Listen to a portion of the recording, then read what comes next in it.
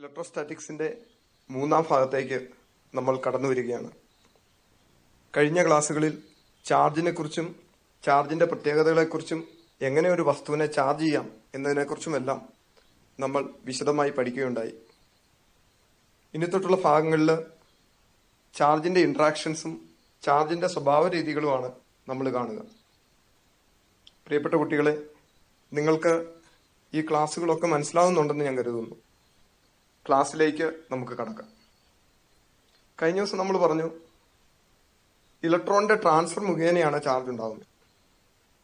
വസ്തുക്കളെ തമ്മിൽ ഉരസിയാൽ ഒരു വസ്തുവിന് ചാർജ് ലഭിക്കുകയും അടുത്തതിന് ചാർജ് നഷ്ടപ്പെടുകയും ചെയ്യും. ഇലക്ട്രോണിനെ നഷ്ടപ്പെടുന്ന വസ്തു പോസിറ്റീവ്ലി ചാർജ്ഡ് ആവും, ഇലക്ട്രോണിനെ കിട്ടുന്ന വസ്തു നെഗറ്റീവ്ലി ചാർജ്ഡ് ആവും. അപ്പൊ ഏത് സൈസുള്ള വസ്തുവിലും, എത്ര ചെറുതാണെങ്കിലും എത്ര വലുതാണെങ്കിലും, ഈ ചാർജുകൾക്ക് ആ വസ്തുവിലിരിക്കാം. ചാർജുകളെ സൂചിപ്പിക്കാൻ വേണ്ടി നമ്മൾ ഉപയോഗിക്കുന്ന ഒരു പ്രത്യേക സംജ്ഞയാണ്, പേരാണ് point charge. Point charges.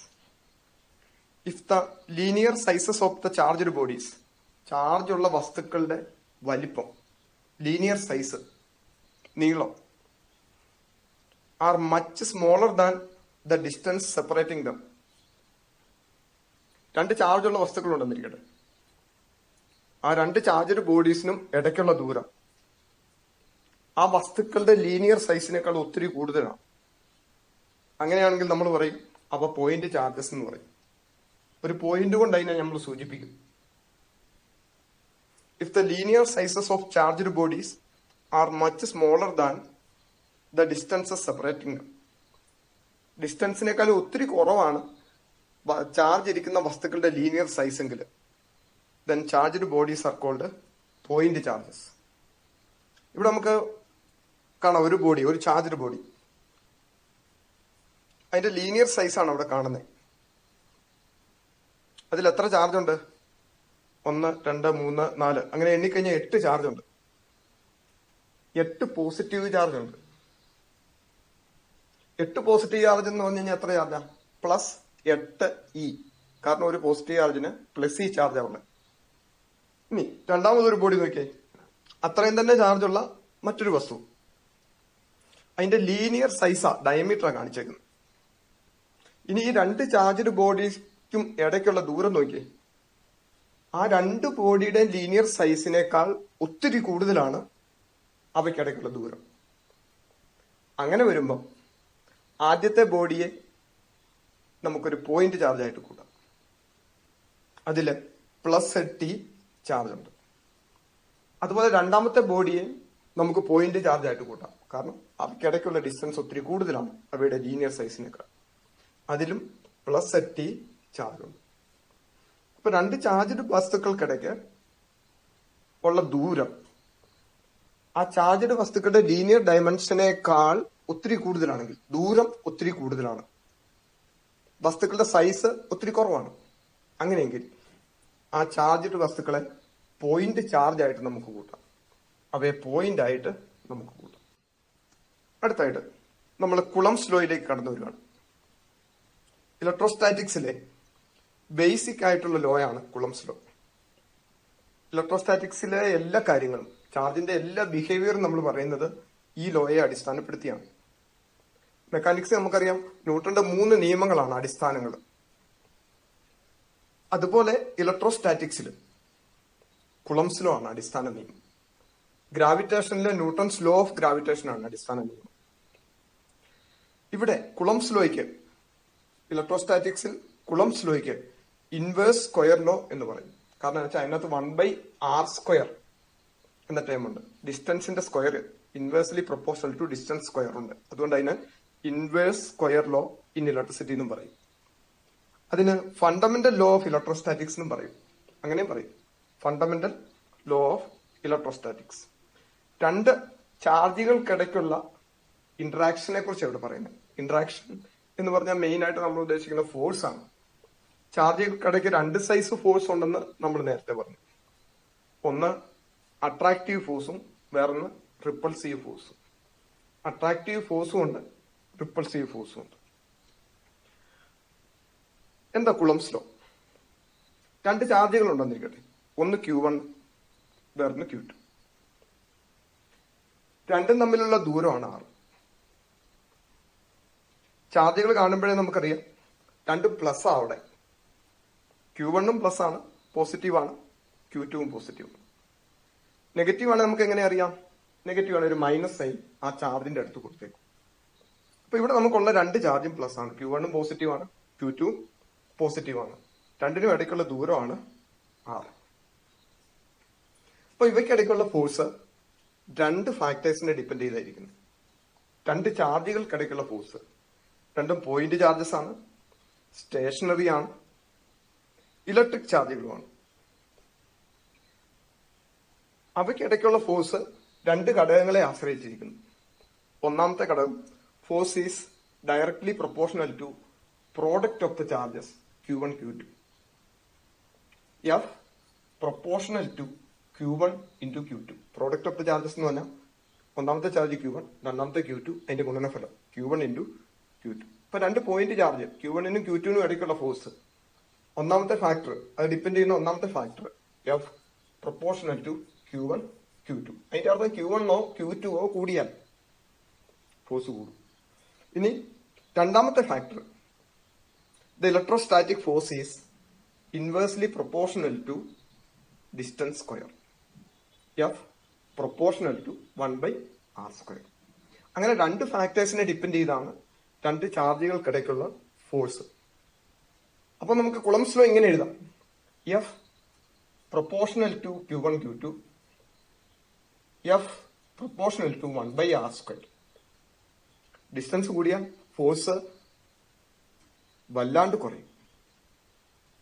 Distance ഇരട്ടിയാണെങ്കിൽ 1/2² ആയിട്ട് ഫോഴ്സ് കുറയും, 1/4 ആയിട്ട് ഫോഴ്സ് കുറയും. അവിടെ എഴുതി നോക്കിയാൽ നിങ്ങൾക്ക് അറിയാം. അപ്പൊ ഈ രണ്ട് കാര്യങ്ങളൂടെ ചേർത്ത് നമുക്ക് ഇങ്ങനെ പറയാം: F proportional to Q1, Q2 divided by r². F proportional to Q1, Q2 divide by r². അതാണ് കുളംസ് ലോ എന്ന് നമ്മൾ പറയുക. എങ്ങനെ ഡിഫൈൻ ചെയ്യാം? Electrostatic force between two stationary point charges is directly proportional to the product of the charges and inversely proportional to the square of the distance between them. അതാണ് definition. ആ equation നോക്കിയാൽ കൃത്യമായിട്ട് നമുക്കത് പറയാൻ പറ്റും. Electrostatic force between two stationary point charges is directly proportional to the product of the charges and inversely proportional to the square of the distance between them. Distance കൂടിയ ഫോഴ്സും കുറയും. ഏതെങ്കിലും ചാർജിന്റെ മാഗ്നിറ്റ്യൂഡ് കൂടിയ ഫോഴ്സ് കൂടും. അങ്ങനെയാണ്. അപ്പം ഈ ഫോഴ്സിനെ നമുക്ക് ഒരു ഇക്വേഷൻ ഫോമിൽ എഴുതാം: F proportional to Q1, Q2 divide by r². അതാണ് കുളംസ് ലോ. ആ പ്രൊപ്പോർഷണാലിറ്റി സിമ്പിൾ നമുക്ക് മാറ്റാം. അപ്പൊ നമുക്ക് കിട്ടും F ഈക്വൽ ഒരു കോൺസ്റ്റന്റ്, അത് 1/4πε. 1/4πε. എപ്സിലോൺ ഒരു ഗ്രീക്ക് ലെറ്റർ. ഇംഗ്ലീഷിലെ ഇ പോലെ, ഇംഗ്ലീഷിലെ ഇക്ക് പകരമായിട്ടുള്ള ഗ്രീക്കിലെ അക്ഷരം എന്ത്? എപ്സിലോൺ. EPSILON epsilon. അങ്ങനെ നമ്മൾ വായിക്കുന്നത് 1/4πε. അതാണ് ഇലക്ട്രിസിറ്റിയില് ഫോഴ്സിന്റെ പ്രൊപ്പോർഷണാലിറ്റി കോൺസ്റ്റന്റ്. എപ്സിലോൺ കണ്ടാലേ നമുക്കറിയാം ചാർജുമായിട്ട് ബന്ധപ്പെട്ട കാര്യമാണ്. അവിടെ ഇലക്ട്രിക് ചാർജുമായിട്ട് ബന്ധപ്പെട്ട സംഗതിയാണ് എപ്സിലോൺ വരുന്ന എല്ലായിടത്തും വരുന്നത്. ഇലക്ട്രിസിറ്റി ആയിട്ട് ബന്ധപ്പെട്ട എല്ലാ ഭാഗത്തും തന്നെ എപ്സിലോൺ നമുക്ക് കാണാം. അപ്പൊ നമുക്ക് ഫോഴ്സിന് എങ്ങനെ എഴുതാം? F is equal to 1/4πε Q1, Q2 divided by r². അങ്ങനെയാണ്. അപ്പൊ ഇതാണ് കുളംസ് ലോ. എന്താ Coulomb's law? F is equal to 1/4πε Q1, Q2 divided by r². ഈ എപ്സിലോനെ കുറിച്ച് നമ്മൾ പറഞ്ഞു വരുന്നത്. എപ്സിലോൺ പറയുമ്പോൾ ആദ്യമൊക്കെ ഇച്ചിരി ഒരു എന്താ പോലെ തോന്നിയാൽ നമുക്ക് ഫാമിലിയർ ആയിട്ടുള്ള ഒരു പേരല്ലല്ലോ epsilon. F is equal to 1/4πε Q1, Q2 divided by r². അത് കുളംസ് ലോ. എപ്സിലോൺ നമ്മൾ പറഞ്ഞ പേരാണ് absolute permittivity of the medium. Absolute permittivity of the medium. Absolute permittivity എന്ന് പറയുന്നത്. അപ്പൊ ഈ പെർമിറ്റിവിറ്റി എപ്പോഴും ചാർജുമായിട്ട് ബന്ധപ്പെട്ട, ചാർജ് ഉള്ളിടത്തെ ഈ പെർമിറ്റിവിറ്റി ഉള്ളൂ. ഇലക്ട്രിക് ഫോഴ്സ് ഉള്ളിടത്തെ ഈ പെർമിറ്റിവിറ്റി ഉള്ളൂ. ഇലക്ട്രിക് ഫോഴ്സിന്റെ, ഇലക്ട്രിക് ചാർജിന്റെ ഒരു മുഖമുദ്രയാണ് പെർമിറ്റിവിറ്റി എന്ന് പറയുന്നത്. എന്തുമാത്രം ഫോഴ്സിനെ പെർമിറ്റ് ചെയ്യുന്നു, എന്തുമാത്രം ഫോഴ്സിനെ പെർമിറ്റ് ചെയ്യുന്നു, അല്ലെ ചാർജുകളെ എന്തുമാത്രം ഇന്ററാക്ട് ചെയ്യാൻ വേണ്ടി പെർമിറ്റ് ചെയ്യുന്നു. അതുകൊണ്ടായിരിക്കാം ആ പേര് വന്നു. എപ്സിലോൺ നമ്മൾ അബ്സല്യൂട്ട് പെർമിറ്റിവിറ്റി എന്ന് പറയും. അപ്പൊ നമ്മൾ എഴുതും എപ്സിലോൺ ഈക്വൽ ടു, എപ്സിലോണിന്റെ ഫോർമുല നമുക്ക് എഴുതാം. എപ്സിലോൺ ഈക്വൽ ടു, എപ്സിലോൺ എന്താ? എപ്സിലോൺ താഴെ ഡിനോമിനേറ്ററിലാണ് കിടക്കണേ. ഇപ്പറേ വന്ന് എഫിന്റെ അടുത്ത് വരും, എഫ് എപ്സിലോൺ എന്ന് കിട്ടും. അപ്പൊ എപ്സിലോണുമായിട്ട് ഗുണിച്ചേക്കുന്ന എഫിനെ താഴോട്ട് കൊണ്ടുവന്നാൽ മതി. എപ്സിലോൺ എഫിന്റെ സ്ഥാനത്തേക്കും എഫ് എപ്സിലോണിന്റെ സ്ഥാനത്തേക്കും പോരുമ്പോ എപ്സിലോണിന്റെ ഫോർമുല നമുക്ക് കിട്ടും. Epsilon is equal to 1/4πf Q1 Q2 divided by R square. അതാണ് എപ്സിലോണിന്റെ ഫോർമുല. എപ്സിലോൺ എന്താ? Absolute permittivity of the medium. മീഡിയത്തിന്റെ പ്രത്യേകതയാ, പേര് കേൾക്കുമ്പോഴേ അറിയാം, മീഡിയത്തിന്റെ പ്രത്യേകതയാണ്. ചാർജ് എവിടെയാ ഇരിക്കുന്നത്? ആ മീഡിയത്തിന്റെ പ്രത്യേകതയാണ് എന്ത്? എപ്സിലോൺ. അപ്പൊ എപ്സിലോണിന്റെ യൂണിറ്റ് എന്നാ? എപ്സിലോണിന്റെ യൂണിറ്റ് ചാർജിന്റെ, 1ന് യൂണിറ്റ് ഇല്ല. എപ്സിലോണിന്റെ ഫോർമുലയ്ക്കകത്തെ 1ന് യൂണിറ്റ് ഇല്ല. Q1 coulomb capital C, Q2 coulomb capital C, C into C divide by 4πക്ക് യൂണിറ്റ് ഇല്ല. എഫിന് ന്യൂട്ടൺ എൻ, ഡിസ്റ്റൻസ് ആറിന് മീറ്റർ, ഡിസ്റ്റൻസ് സ്ക്വയറിന് മീറ്റർ സ്ക്വയർ. അപ്പൊ coulomb into coulomb, coulomb square by newton metre square. അല്ലെങ്കിൽ coulomb square newton raise to -1 metre raise to -2. Epsilon എന്തിനൊക്കെ depend ചെയ്യുന്നത്? രണ്ട് കാര്യങ്ങൾ. ഒന്ന്, നേച്ചർ ഓഫ് ദ മീഡിയം. മീഡിയത്തിന്റെ നേച്ചറിനനുസരിച്ച് എപ്സിലോണിന് വ്യത്യാസം ഉണ്ടാകും. എയറിനാണെങ്കിൽ ഒരു പർട്ടിക്കുലർ എപ്സിലോൺ, നമ്മൾ അത് എത്രയാന്ന് പറയും. വാട്ടറിനാണെങ്കിൽ വേറൊരു എപ്സിലോൺ. അങ്ങനെ ഓരോ മീഡിയം മാറുന്നതിനനുസരിച്ച് പേപ്പറിന് വേറൊരു എപ്സിലോൺ, മീഡിയം മാറുന്നതിനനുസരിച്ച് എപ്സിലോൺ മാറിക്കൊണ്ടിരിക്കും. പിന്നെ രണ്ടാമത്തെ ഫാക്ടർ, എപ്സിലോൺ ഡിപ്പെൻഡ് ചെയ്യുന്ന രണ്ടാമത്തെ ഫാക്ടർ ചാർജിന്റെ യൂണിറ്റ്. CGS ചാർജിന് ഒരു പർട്ടിക്കുലർ യൂണിറ്റ് ഉണ്ട്. ഇലക്ട്രോസ്റ്റാറ്റിക് യൂണിറ്റ് ഉണ്ട്. SI സിസ്റ്റത്തിലെ ചാർജിന്റെ യൂണിറ്റ് കുളോംബാണ്. പല സിസ്റ്റത്തിലും ചാർജിന്റെ യൂണിറ്റ് വ്യത്യാസമാണ്. ആ ചാർജിന്റെ യൂണിറ്റിൽ വരുന്ന വ്യത്യാസത്തിനനുസരിച്ചും എപ്സിലോൺ മാറും. അപ്പൊ മീഡിയത്തിനനുസരിച്ച്, മീഡിയത്തിന്റെ നേച്ചറിനനുസരിച്ച് എപ്സിലോൺ മാറും, ചാർജിന്റെ യൂണിറ്റിനനുസരിച്ച് എപ്സിലോൺ മാറും. ഇനി മറ്റൊരു കാര്യം, Q1 Q2 പോസിറ്റീവ് ആണെന്നിരിക്കട്ടെ. Q1 പോസിറ്റീവ് ആണ്, Q2 പോസിറ്റീവ് ആണ്, രണ്ട് പോസിറ്റീവ് ചാർജാണ്. അപ്പൊ Q1 ഇൻറ്റു Q2 എന്താ? പോസിറ്റീവ് ആയിരിക്കും. അപ്പൊ എഫ് എന്താ? Q1 Q2 ഇടയ്ക്കുള്ള ഫോഴ്സ് എന്താ? അതും പോസിറ്റീവ് ആയിരിക്കും. Q1 Q2 ലൈക്ക് ചാർജ് ആണേ. ലൈക്ക് ചാർജ് എങ്ങനെയാ? റിപ്പൽ ചെയ്യും. അപ്പൊ ലൈക്ക് ചാർജ് റിപ്പൽ ചെയ്യുമെങ്കിൽ റിപ്പൾസീവ് ഫോഴ്സ് അവിടെ വരുന്നെങ്കിൽ റിപ്പൾസീവ് ഫോഴ്സ് എങ്ങനെയായിരിക്കും? പോസിറ്റീവ് ആയിരിക്കും. റിപ്പൾസീവ് ഫോഴ്സ് പോസിറ്റീവ് ആയിരിക്കും. അപ്പൊ like charge Q1 Q2 like charge ആണെങ്കിൽ Q1 ഇൻറ്റു Q2 പോസിറ്റീവ് ആയിരിക്കും. രണ്ട് നെഗറ്റീവ് ചാർജ് എടുത്താൽ ഇത് തന്നെ case. Plus Q into plus Q, Q1 Q2, minus Q into minus Q plus Q1 Q2 positive ആയിരിക്കും. അപ്പൊ ഫോഴ്സ് പോസിറ്റീവ് വന്നു കഴിഞ്ഞാൽ അത് റിപ്പൾസീവ് ഫോഴ്സ് ആയിരിക്കും. റിപ്പൾസീവ് ഫോഴ്സിന്റെ സൈന് പോസിറ്റീവ് ആയിരിക്കും. അല്ലെ നമുക്ക് പറയാം Q1 Q2 greater than 0 positive എങ്കിൽ ഫോഴ്സ് റിപ്പൾസീവ് ആയിരിക്കും. അപ്പൊ ഫോഴ്സ് അട്രാക്റ്റീവ് ആകുന്ന എപ്പോഴാ? Q1 Q2 ഏതെങ്കിലും ഒന്ന് നെഗറ്റീവ് ആകുമ്പോൾ ഫോഴ്സ് എന്തായിരിക്കും? അട്രാക്റ്റീവ് ആയിരിക്കും. ഒന്ന് Q1 നെഗറ്റീവ് ആയിരിക്കണം, Q2 പോസിറ്റീവ് ആയിരിക്കണം. അല്ലെങ്കിൽ Q1 പോസിറ്റീവ് ആയിരിക്കണം, Q2 നെഗറ്റീവ് ആയിരിക്കണം.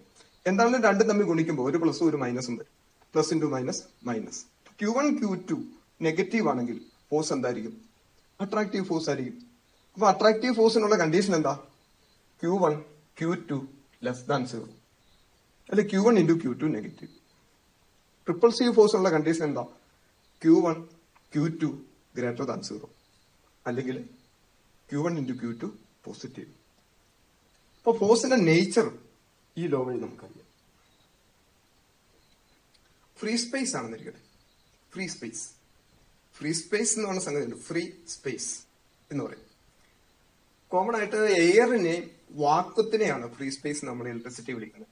ഇലക്ട്രിസിറ്റിയിൽ എയറും വാക്വവും ഏകദേശം ഈക്വൽ സ്റ്റാറ്റസ് ഉള്ള. എയറും വാക്വവും തമ്മിൽ വലിയ വ്യത്യാസമില്ല. ചാർജിന് ഓക്സിജൻ ഒന്നും വേണ്ടല്ലോ. ചാർജിന് ശ്വസിക്കാൻ ഓക്സിജൻ ഒന്നും ആവശ്യമില്ല. അതുകൊണ്ട് എയറും വാക്വവും ചാർജിന്റെ കേസിൽ വളരെ വളരെ സിമിലർ ആയിട്ടുള്ള മീഡിയമാണ്. രണ്ടിനെയും പൊതുവായിട്ട് ഫ്രീ സ്പേസ് എന്ന് നമുക്ക് പറയും. ഇപ്പൊ ഫ്രീ സ്പേസിലാണെങ്കിൽ എപ്സിലോൺ നമ്മൾ എഴുതും epsilon equal to epsilon 0. Air vacuum രണ്ട് ഫ്രീ സ്പേസ് ആണ്.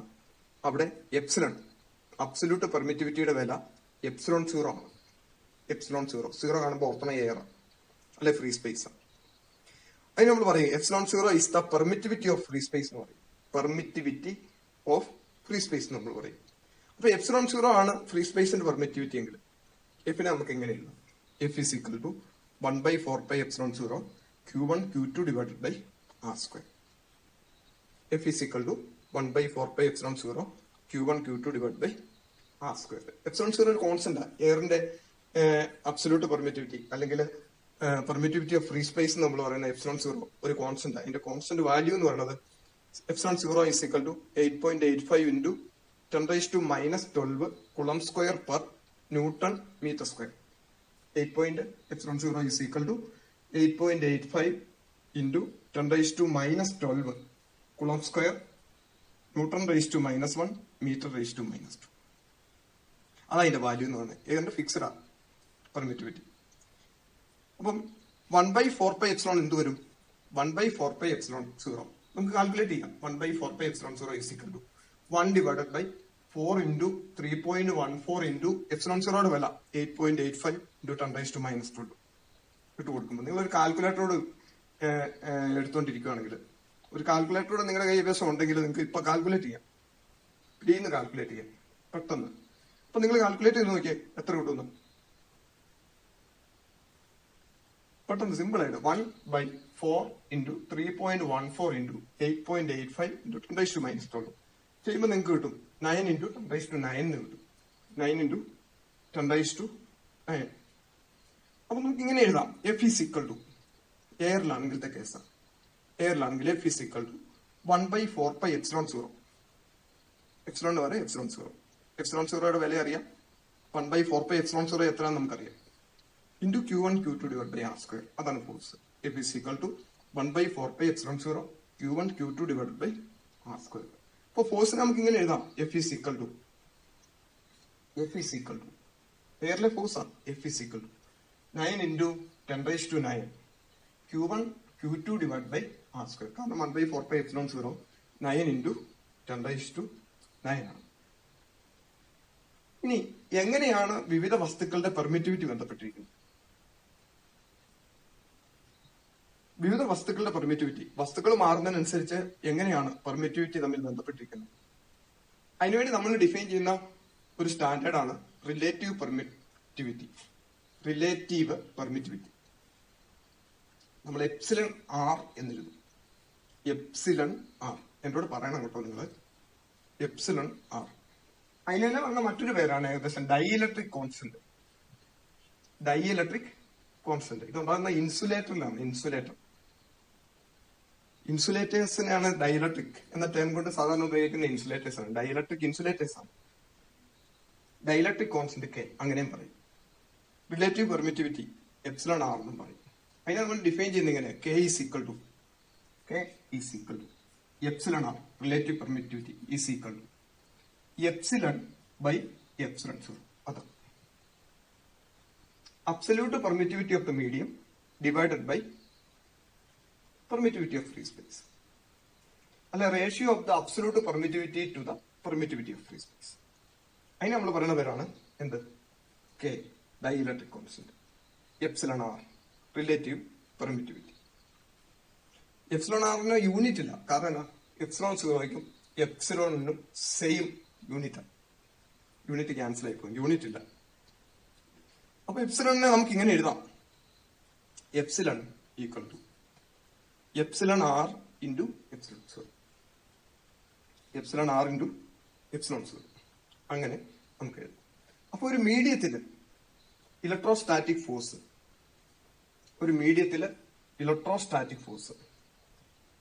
F medium is equal to 1/4 epsilon zero epsilon R. Epsilon എന്ന് പറഞ്ഞാൽ എപ്സിലോൺ സീറോ എപ്സിലോൺ ആറാ. 1/4 epsilon zero epsilon R Q1 Q2 divided by R square. It is equal to എന്താ 1/4 epsilon zero Q1 Q2 divide by R square. Therefore 1/4 epsilon zero Q1 Q2 divide by R square എന്താ?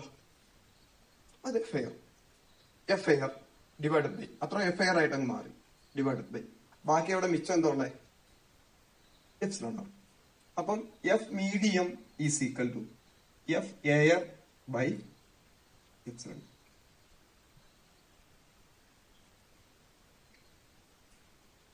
എന്താ ഇതിന്റെ അർത്ഥം? വാട്ടറിന്റെ കേസില് epsilon R 80 ആണ്. എയറിന്റെ കേസിൽ epsilon R 1. എയറിന്റെ കേസിൽ epsilon R 1 ഏറ്റവും കുറവ്. എപ്സിലോൺ ആർ ഏറ്റവും കുറവ് എയർ സ്റ്റാൻഡേർഡ് ആയിട്ട് എടുത്തേക്ക 1 എയറിന്റെ കേസിൽ. വാട്ടറിന്റെ കേസിൽ എപ്സിലോൺ ആർ 80 ആണ്. വെള്ളത്തിൽ ചാർജ് വെച്ച് കഴിഞ്ഞാൽ എപ്സിലോൺ ആർ 80 ആയിട്ടുള്ള ഒരു ഇഫക്റ്റ് ഉണ്ടാവും. എയർ വെച്ച് കഴിഞ്ഞാൽ 1ന്റെ ഇഫക്റ്റേ ഉണ്ടാവുള്ളൂ. അപ്പൊ രണ്ട് ചാർജുകളെ നമ്മൾ എയറിൽ വെക്കുന്നു വെച്ചു. എയറിലിരിക്കുന്ന രണ്ട് ചാർജുകൾ Q1 ഉം Q2. അപ്പൊ അതിന് അനുഭവപ്പെടുന്ന ഫോഴ്സ് ആണ് എഫ് എയർ. ആ ചാർജുകളെ നമ്മൾ വെള്ളത്തിൽ ഇറക്കി വെക്കുന്നു. വെള്ളത്തിലേക്ക് ഇറക്കുന്നു രണ്ടുകൂടെ. അപ്പൊ ചാർജിനിടയ്ക്ക് വെള്ളമാകും. അപ്പം വെള്ളം മീഡിയം ആയിട്ട് വരുമ്പം എത്ര ഫോഴ്സ് അവിടെ ഉണ്ടാകും? F medium is equal to F air by epsilon R. Epsilon R വാട്ടറിന് എത്രയാ? 80. അപ്പൊ നമുക്ക് കിട്ടും F medium equal to F air by 80. എയറിൽ ആ ചാർജുകൾ ഉണ്ടായിരുന്നപ്പോഴത്തെ ഫോഴ്സിനെ 80 കൊണ്ട് ഡിവൈഡ് ചെയ്താല് വെള്ളത്തിൽ ഇറക്കുമ്പോൾ ആ ചാർജുകൾ തമ്മിലുള്ള ഫോഴ്സ് കിട്ടും. അതായത് force between the charges decreases by a factor epsilon r when it is inserted into a medium. ഒരു മീഡിയത്തിലേക്ക് ചാർജുകളെ നമ്മൾ ഇറക്കി വെച്ചാൽ ചാർജുകൾക്കിടയ്ക്കുള്ള ഫോഴ്സ് കുറയും. എങ്ങനെ? F air divided by epsilon R എന്ന ക്രമത്തിൽ.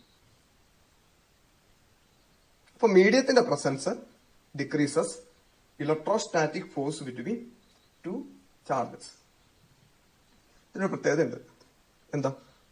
സോഡിയം ക്ലോറൈഡ് അറിയാലോ, അയോണിക് കോമ്പൗണ്ട്.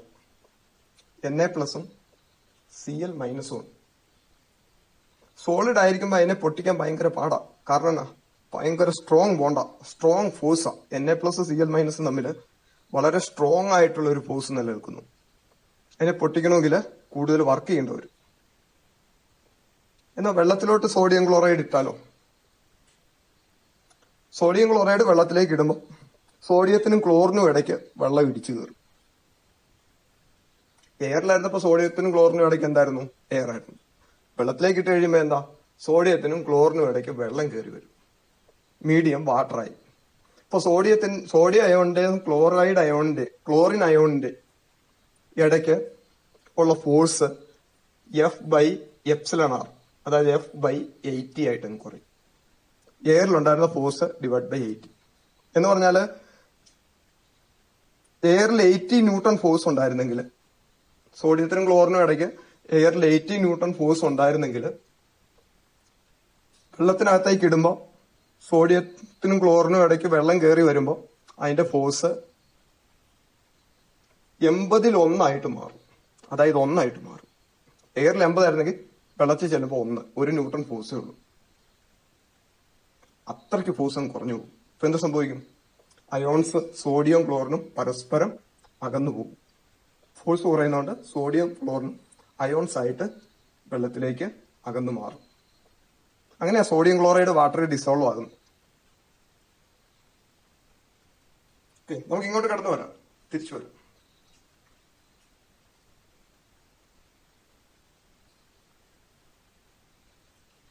ഡൈഇലക്ട്രിക് കോൺസ്റ്റന്റിന്റെ കാര്യമാണ് നമ്മൾ പറഞ്ഞത്. എയറിനാണ് ഏറ്റവും കുറവ്. Dielectric constant epsilon R is equal to 1. വാട്ടറിന് 80 ആണ്. കണ്ടക്ടറിന് അത് ഇൻഫിനിറ്റി ആണ്. ഡൈഇലക്ട്രിക് കോൺസ്റ്റന്റ് കണ്ടക്ടറിന് ഇൻഫിനിറ്റി ആണ്. അങ്ങനെ ഇരിക്കട്ടെ. ഫോഴ്സ് ഒരു വെക്ടർ ആണെന്ന് നമുക്കറിയാം. കുളംബ്സ് ലോ വരുന്നത് ഇലക്ട്രോസ്റ്റാറ്റിക് ഫോഴ്സ് ആണ്. ആ കുളംബ്സ് ലോയെ നമുക്ക് വെക്ടർ ഫോമിൽ എഴുതാം. എങ്ങനെ നമ്മൾ കുളംബ്സ് ലോയെ വെക്ടർ ഫോമിൽ എഴുതുന്നു? നമുക്കറിയാം കുളംബ്സ് ലോ അനുസരിച്ച് രണ്ട് ചാർജുകൾക്കിടയ്ക്കുള്ള force F is equal to 1/4πε0 Q1 Q2 divided by R square ആണ്. ചാർജുകൾക്കാണ് ഫോഴ്സ് അനുഭവപ്പെടുന്നത്. Q1ഉം Q2ഉം രണ്ട് ചാർജുകളാണ്. എങ്കിൽ ഈ F1 ആണ് ഫോഴ്സ് Q1നും അനുഭവപ്പെടുന്നുണ്ട്, Q2നും അനുഭവപ്പെടുന്നുണ്ട്. രണ്ട് ചാർജും പ്ലസ് ആണെങ്കിൽ രണ്ട് ചാർജും മൈനസ് ആണെങ്കിൽ രണ്ടും റിപ്പൾസീവ് ഫോഴ്സ് അനുഭവപ്പെടുന്നു. പരസ്പരം അകന്നു പോകും. ഫ്രീ ആണെങ്കിൽ ഒട്ടിച്ചല്ല അവയെ വെച്ചേക്കുന്നെങ്കിൽ, അവ ഇരിക്കുന്ന സ്ഥലങ്ങളിൽ ഒട്ടിച്ചിട്ടല്ല ചാർജിനെ വെക്കുന്നെങ്കിൽ, അല്ലെ ആരും പിടിച്ചോണ്ടിരിക്കുന്നില്ലെങ്കിൽ ഈ റിപ്പൾഷൻ കാരണം ചാർജുകൾ അകന്നു പോകും. ഇനി രണ്ട് അൺലൈക്ക് ചാർജസ് ആണെങ്കിൽ ഒന്ന് പ്ലസും വേറൊന്ന് മൈനസും, Q1 പ്ലസും Q2 മൈനസും തിരിച്ചാണെങ്കിലും Q2 മൈനസും Q2 പ്ലസും Q1 മൈനസും ആണെങ്കിലും അത് അട്രാക്റ്റീവ് ഫോഴ്സ് ഉണ്ടാവും അവിടെ. അവ പരസ്പരം അടുത്തു വരും ഫ്രീ ആണെങ്കിൽ. അപ്പം ഫോഴ്സിന്റെ ദിശ ചാർജിന്റെ സൈനിനെ ഡിപ്പെൻഡ് ചെയ്യുന്നു. അപ്പൊ നമുക്ക് എങ്ങനെ ഇതിനെ വെക്ടർ ഫോമിൽ എഴുതാം? അതാണ് ചോദ്യം. രണ്ട് ഫോഴ്സ് ആവുള്ളേ, Q1ഉം Q2ഉം തമ്മിൽ രണ്ട് ഫോഴ്സ് ആവുള്ളൂ. ഒരു ഫോഴ്സ് Q1ന് അനുഭവപ്പെടുന്നു, രണ്ടാമത്തെ ഫോഴ്സ് Q2നാണ്. ആദ്യത്തെ ഫോഴ്സ് നോക്കാം. Electric force on Q2 due to Q1. Q1 കാരണം Q2ന് അനുഭവപ്പെടുന്ന ഫോഴ്സ്. Q1 കാരണം Q2ന് അനുഭവപ്പെടുന്ന ഫോഴ്സ്. നിങ്ങൾ ഒരാളെ തള്ളുവാണെന്ന് വെച്ചു, ഒരാള് മറ്റൊരാളെ തള്ളുന്നു. തള്ളുന്ന ആളാണ് ഫോഴ്സ് കൊടുക്കുന്നത്, മറ്റേ ആൾക്ക് ആ ഫോഴ്സ് അനുഭവപ്പെടും. ഇവിടെ ഫോഴ്സ് അനുഭവപ്പെടുന്ന Q2ന്, അപ്പൊ തള്ളിയതാരാ? Q1. അപ്പൊ Q1 എന്ന ചാർജ് ഉള്ള കാരണം Q2ന് അനുഭവപ്പെടുന്ന ഫോഴ്സ് അനുഭവപ്പെടുന്ന ആർക്കാ? Q2ന്. അനുഭവം എന്താ? ഫോഴ്സ് ഉണ്ടെങ്കിൽ Q2 മൂവ് ചെയ്യും, Q2ന്റെ മൊമെന്റം മാറും, അത് മൂവ് ചെയ്യും. അപ്പൊ നമുക്ക് അതിനെ ഇങ്ങനെ എഴുതാം. F21 ഫോഴ്സ് ഓൺ Q2, അതാ 2, ഡ്യൂ ടു Q1. F21 ആദ്യത്തെ 2 കാണിക്കുന്ന ആർക്ക് അനുഭവപ്പെട്ടെന്ന്, രണ്ടാമത്തേത് ആര് കാരണമാണ്. F21 വെക്ടറാ. F21 equal to 1/4πε Q1 Q2 divided by രണ്ടിനും ഇടയ്ക്കുള്ള ദൂരത്തിന്റെ square, distance square, R square. Q1ഉം Q2ഉം പോസിറ്റീവാണ്. അങ്ങനെ ഇരിക്കട്ടെ, Q1ഉം Q2ഉം പോസിറ്റീവാണ് എങ്കിൽ അതിന്റെ ദൂരം എങ്ങോട്ടായിരിക്കും? Q2ന് അനുഭവപ്പെടുന്ന ഫോഴ്സ്. Q1ഉം Q2ഉം തമ്മിൽ റിപ്പൾസീവ് ഫോഴ്സാണ്. ഇപ്പൊ Q2ന് അനുഭവപ്പെടുന്ന ഫോഴ്സ് റിപ്പൾസീവാണ്. Q1നെ റിപ്പൽ ചെയ്യുന്ന ഫോഴ്സാണ്. റിപ്പൽ ചെയ്യുമ്പോൾ എന്ത് സംഭവിക്കും? അകന്നു പോകും. എവിടുന്ന്? Q1ൽ നിന്ന്. അനുഭവപ്പെടുന്ന Q2നാണ്. ഇപ്പൊ Q2 Q1ൽ നിന്ന് അകന്നു പോകും. എയിലേ പോന്നെ? നേരെ എന്ന് പറയുമ്പോ എങ്ങനെയാ? Q1ൽ നിന്ന് Q2ലേക്ക് നമ്മൾ ഒരു വര വരച്ചാൽ ആ വര എതിലേ പോകുമോ അതിൽ. ഇപ്പൊ Q1ൽ നിന്ന് Q2ലേക്കുള്ള യൂണിറ്റ് വെക്ടറാണ് R12, 1ൽ നിന്ന് 2ലേക്ക്. അതാ ദിശ. അപ്പൊ ഒരു യൂണിറ്റ് വെക്ടറോടെ നമ്മൾ അവിടെ ദിശയ്ക്ക് പറയും. മാഗ്നിറ്റ്യൂഡ് ഇതാണ് ഫോഴ്സിന്റെ. F21 vector is equal 1/4πε Q1 Q2 divide by R square. അതാ ഫോഴ്സിന്റെ മാഗ്നിറ്റ്യൂഡ്. എന്ത് ഫോഴ്സിന്റെ? Q2ന് അനുഭവപ്പെടുന്ന ഫോഴ്സിന്റെ. എന്റെ ദിശയാ പറയണേ, ദിശ. റിപ്പൾസീവ് ഫോഴ്സ് എവിടെ വരുന്നത്? Q2ന് അനുഭവപ്പെടുന്ന റിപ്പൾസീവ് ഫോഴ്സ്. ആ Q2 റിപ്പൾസീവ് ഫോഴ്സ് കാരണം എന്ത് ചെയ്യും? Q1ന് അടുത്തേക്ക് വരത്തില്ല, നേരെ ഓപ്പോസിറ്റേ പോകുള്ളൂ. റിപ്പൽ ചെയ്യുമ്പോൾ നമുക്ക് ഇഷ്ടമില്ലാത്ത ഒരാൾ നമുക്ക് നേരെ എതിരെ വരുന്നു. എന്ത് ചെയ്യും? നമ്മൾ ചിലപ്പോൾ തിരിച്ച് നടന്നിരിക്കും. അതാണ് റിപ്പൾസീവ് ഫോഴ്സിന്റെ പ്രത്യേകത. അപ്പം Q1 ഇന്ന് നേരെ Q2 അകന്നു പോകും. അതായത് Q2 പോകുന്ന ദിശയാണ് R21 cap. Unit vector drawn from Q1 to Q2. അതാണ് F21ന്റെ ദിശ. F21 Q2 അനുഭവപ്പെടുന്ന ഫോഴ്സ് Q1 കാരണം. Where R12 is a unit vector from Q1 to Q2. അപ്പൊ അതാ വെക്ടർ ഫോം എന്ന് പറഞ്ഞത്, കുളംസ് ലോയുടെ വെക്ടർ ഫോം. Q2 അനുഭവപ്പെടുന്ന force F21 is equal to 1/4πε0 Q1 Q2 divided by R2. അത് magnitude into repulsive ഫോഴ്സാ Q1 Q2 ആയിരുന്നു. അത് R12 cap. 1 നിന്ന് 2ലേക്ക് ഒരു വര വരയ്ക്കുകയാണെങ്കിൽ ആ വരയെ കൂടെ നേരെ അങ്ങ് പോകും. എന്ത്? Q2. 1 നിന്ന് നേരെ വരത്തില്ല, 1 നിന്ന് 2ലേക്ക്. എന്നാൽ Q1 പോസിറ്റീവും Q2 നെഗറ്റീവ് ആയിരുന്നു, എന്ത് സംഭവിച്ചേനെ? അട്രാക്റ്റീവ് ഫോഴ്സ് വന്നേനെ. Q2 എങ്ങോട്ട് വന്നേനെ? Q1 നേരെ വന്നേനെ. അപ്പൊ അവിടുത്തെ യൂണിറ്റ് വെക്ടർ R21 ക്യാപ്പ് നമ്മൾ എഴുതേണ്ടി വന്നേനെ. Unit vector R21 cap. ഇനി അടുത്ത ഫോഴ്സ്, രണ്ടാമത്തെ ഫോഴ്സ്. ഒരു ഫോഴ്സ് പറഞ്ഞല്ലോ, Q2 അനുഭവപ്പെടുന്നത് പറഞ്ഞോളൂ. Q1 അനുഭവപ്പെടുന്ന ഫോഴ്സ് എന്താ? Q1 അനുഭവപ്പെടുന്ന ഫോഴ്സ് Q2 കാരണം. Q1 അനുഭവപ്പെടുന്ന ഫോഴ്സ് Q2 കാരണം. Q1 Q2 കാരണമാണ് ഫോഴ്സ് അനുഭവപ്പെടുന്നത്. എത്രയാ അത്? നമുക്കിങ്ങനെ എഴുതാം. F12 1 Q1 അനുഭവപ്പെടുന്നത്. 2 കാരണം 1/4πε Q1 Q2 divided by R2 into Q1 അങ്ങോട്ടാ പോയെങ്കിൽ Q1 എങ്ങോട്ട് പോകും? Q1ന്റെ ദിശ എങ്ങോട്ടായിരിക്കും? റിപ്പൾസീവ് ഫോഴ്സാ. Q2 അടുത്തേക്ക് ഒരിക്കലും പോകത്തില്ല. Q2 നേരെ ഓപ്പോസിറ്റ് പോകും. ആ ദിശ നമുക്ക് എങ്ങനെ കാണാൻ പറ്റും? 2ൽ നിന്ന് Q2വിൽ നിന്ന് Q1ലേക്ക് നേരെ ഒരു വര വരച്ചാൽ, Q2വിൽ നിന്ന് Q1ലേക്ക് നമ്മൾ ഓടിപ്പോരുവാണെങ്കിൽ നമ്മൾ ഓടിപ്പോകുന്ന വഴി കൂടെ ആയിരിക്കും F1.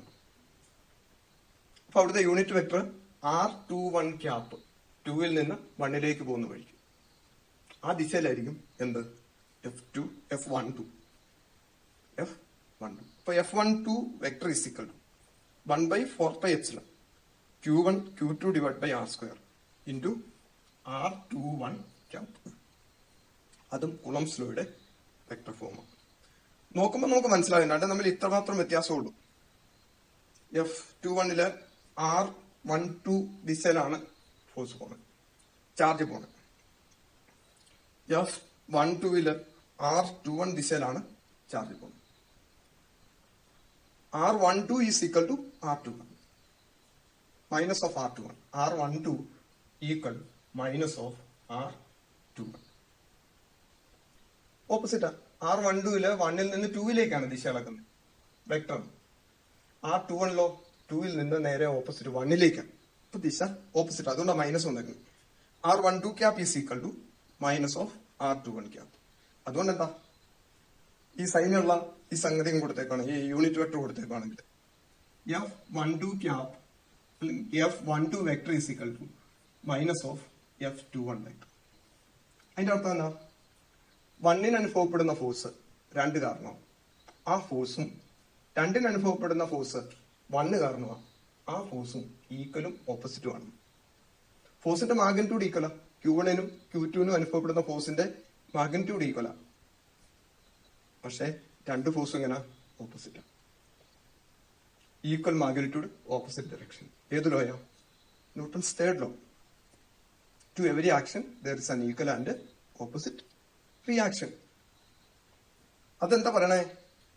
അതിൽ നമ്മൾ എന്താ മനസ്സിലാക്കുന്നേ? Coulomb's law obey Newton's third law. Coulomb's law ന്യൂട്ടന്റെ തേർഡ് ലോയ്ക്ക് അനുസൃതമാണ്. കുളംസ് ലോ ന്യൂട്ടന്റെ തേർഡ് ലോയ്ക്ക് അനുസൃതമാണ്. അങ്ങനെ ഇരിക്കട്ടെ. അടുത്തത് യൂണിറ്റ് ചാർജ്. നമ്മൾ പറഞ്ഞ ചാർജിന്റെ യൂണിറ്റ് എന്താ? 1 കുളം. യൂണിറ്റ് ചാർജ് എന്നും പറയും. 1 കുളോമിന് യൂണിറ്റ് ചാർജ് എന്നും പറയും. The unit of charge is coulomb. The symbol of charge coulomb is capital C. ഇത് നമുക്ക് എങ്ങനെ ഡിഫൈൻ ചെയ്യുന്നത്? നമുക്ക് കുളംസ് ലോ അനുസരിച്ച് 1 കുളമ്പിനെ ഡിഫൈൻ ചെയ്യാം. എങ്ങനെ? ഇൻ ഫ്രീ സ്പേസ് എന്ന് പറഞ്ഞാൽ എയർ അല്ലെങ്കിൽ വാക്വത്തിൽ ഫോഴ്സ് ക്യാപിറ്റൽ ഫിസിക്കൽ ഫോഴ്സ് എന്ന് പറഞ്ഞാൽ 2 ചാർജുകൾക്കിടയ്ക്കുള്ള ഫോഴ്സ് Q1 Q2 ഇങ്ങനെ 2 ചാർജുകൾക്കിടയ്ക്കുള്ള ഫോഴ്സ്. ആ ചാർജുകൾ എയറിലോ വാക്വത്തിലോ ഇരിക്കും. അപ്പം അവിടേക്കിടയ്ക്കുള്ള force F is equal to 9 into 10 raised to 9 Q1 Q2 divided by R square. നമുക്ക് എന്താ വേണ്ടേ? യൂണിറ്റ് ചാർജിനെ ഡിഫൈൻ ചെയ്യണം. ഏറ്റവും സിമ്പിൾ ആയിട്ടുള്ള വഴി എന്താ? 2 ചാർജും യൂണിറ്റ് ചാർജ് ആയിട്ട് അങ്ങ് എടുക്കുക. Q1 is equal to Q2 is equal to 1 കുളം അങ്ങനെ എടുക്കുന്നു. 1 കുളം ചാർജ്. രണ്ടും തമ്മിലുള്ള ദൂരം 1 മീറ്റർ അകലെ. 1 മീറ്റർ നമ്മുടെ കൺമുമ്പിൽ നമുക്ക് വെക്കാം. ഒരു 1 കുളം ചാർജ്, വേറൊരു 1 കുളം ചാർജ്, രണ്ടും 1 മീറ്റർ അകലത്തിൽ വെച്ചേക്കുന്നു. എയറിലാണ് വെച്ചേക്കുന്നത്, അല്ലെ വാക്വത്തിലാണ് വെച്ചേക്കുന്നത്, അതായത് ഫ്രീ സ്പേസിലാണ് വെച്ചേക്കുന്നത്. അങ്ങനെയാണെങ്കിൽ എഫ് എന്ത് വരും? F is equal to 9 into 10 raised to 9 Q1 Q2 divided by R square. Q1 ഉം Q2 ഉം R ഉം എല്ലാം 1. അപ്പൊ എഫ് നമുക്ക് കിട്ടും 9 into 10 raised to 9 ന്യൂട്ടൺ. വലിയ ഫോഴ്സാണ്. 9 കഴിഞ്ഞിട്ട് 9 0 കൂടെ 10 സംഖ്യ. വലിയ ഫോഴ്സ്. എന്തുകൊണ്ടായിരിക്കും ഇങ്ങനെ വലിയ ഫോഴ്സ് വരുന്നത്? 1 കുളം വലിയ ചാർജ് ആയിട്ടായിരിക്കും. 1 കുളം വലിയ ചാർജ് ആയിട്ടായിരിക്കും. നമ്മുടെ മുന്നിങ്ങാണ്ട് ഇത് വെച്ച് നിൽക്കുകയാണെങ്കിൽ നമ്മൾ മിച്ചം കാണില്ല. അത്രയ്ക്ക് വലിയ ഫോഴ്സാണ്. അതിനിടയ്ക്ക് വലിയ ഇലക്ട്രിക് ഫോഴ്സ്. അതുകൊണ്ട് സ്പാർക്ക് ഉണ്ടായി, തീ ഉണ്ടാവും. അപ്പൊ അങ്ങനെ ഇരിക്കട്ടെ. അപ്പൊ നമുക്ക് എങ്ങനെ ഡിഫൈൻ? കുളോംബിനെ ഇങ്ങനെ ഡിഫൈൻ ചെയ്യാം. Coulomb is that charge which when placed in free space at a distance of 1 meter from an equal and similar charge repels with a force of 9 into 10 raised to 9 Newton. ഒരേ പോലത്തെ 2 ചാർജുകൾ 1 metre അകലത്തിൽ വെച്ചേക്കുന്നു. അപ്പോൾ അവയ്ക്കിടയ്ക്കുള്ള force 9 into 10 raised to 9 newton ആണെങ്കിൽ വെച്ചിരിക്കുന്നത് 1 കുളം ചാർജ് ആണെന്ന് ഉറപ്പ്. Coulomb is that charge which when placed in free space at a distance of 1 meter from an equal and similar charge repels with a force of 9 into 10 raised to 9 Newton. അടുത്ത ക്ലാസ്സുകൾ തീരുമ്പോൾ ഈ ക്ലാസിന്റെ not എഴുതിയെടുക്കാൻ നിങ്ങൾ പ്രത്യേകം ശ്രദ്ധിക്കണം. ഫിസിക്സിന്റെ പുതിയ not ബുക്കിൽ വേണം ഈ നോട്ട്സ് എല്ലാം എഴുതാൻ. നിങ്ങളുടെ നോട്ട് ഗൂഗിൾ മീറ്റിംഗ് വഴി ഞാൻ വെരിഫൈ ചെയ്യും അടുത്ത ദിവസങ്ങളിൽ. അതിന് വേണ്ടുന്ന പ്രത്യേക നിർദ്ദേശങ്ങളൊക്കെ ഞാൻ നിങ്ങൾക്ക് നൽകിക്കൊള്ളാം.